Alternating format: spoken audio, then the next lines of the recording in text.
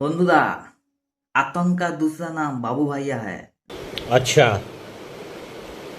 ठीक है। नहीं, आतंक का दूसरा नाम এসআইআর है। এসআইআর এর ফর্ম কিন্তু আমার হাতে চলে এসেছে, কালকে বিএলও দিয়ে গেছে। তো কিভাবে ফর্ম ফিল আপ করবে, তো সেই রিলেটেড একটা ভিডিও আমি দেব। তো তার আগে আমি তোমাদেরকে বলবো, কোনো গোবর মাথাকে দিয়ে কিন্তু এসআইআর এর ফর্ম ফিল আপ করবে না। গোবর মাথা মানে বুঝতে পারছেন, যারা লোককে বাপ বলে তাদেরকে দিয়ে কোনোদিন ফর্ম ফিল আপ করবে না।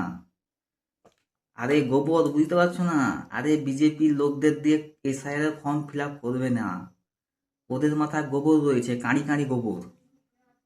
ওদের দলে শিক্ষিত লোক খুবই কম আছে, বেশিরভাগই অশিক্ষিত। পড়াশোনা তো করেনি, কোনোদিন পড়াশোনা নিয়ে আন্দোলনও করেনি, সবসময় হিন্দু মুসলিম করে করেই গেছে। সেই জন্য বলবো, এসআইআর এর ফর্ম ওই গরুর দুধে সোনা আছে এইসব দলে যেসব লোক আছে সেই সব দলের লোকদের দিয়ে করাবেনি। পরিষ্কার কথা। পারলে নিজে করুন, আমি নিজে করব। না পারলে আমি বলবো। না হলে তোমরা ইউটিউব দেখো, ফেসবুকে দেখো, প্রচুর ভিডিও রয়েছে। কিন্তু ওই মোদির বাচ্চা, গোবরে সোনা আছে, রবীন্দ্রনাথকে বাংলাদেশি বলা, যেই রবীন্দ্রনাথ আমরা ছোট থেকে পড়াশোনা করেছি, সেই সব দলের লোক দিয়ে এসআইআর ফর্ম ফিল আপ কিন্তু কোনোদিনও করাবে না। ঠিক আছে?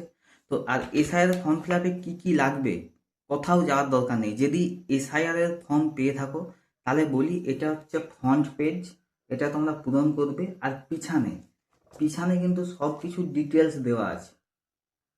ক্রাইটেরিয়া কি, কারা কারা পূরণ করতে পারবে, পুরো কিন্তু ডিটেলস কিন্তু এখানে দেওয়া আছে। তোমরা এখান থেকে কিন্তু পূরণ করতে পারবে। আর এসআইআর নিয়ে ভয় পাওয়ার কিছুই নেই।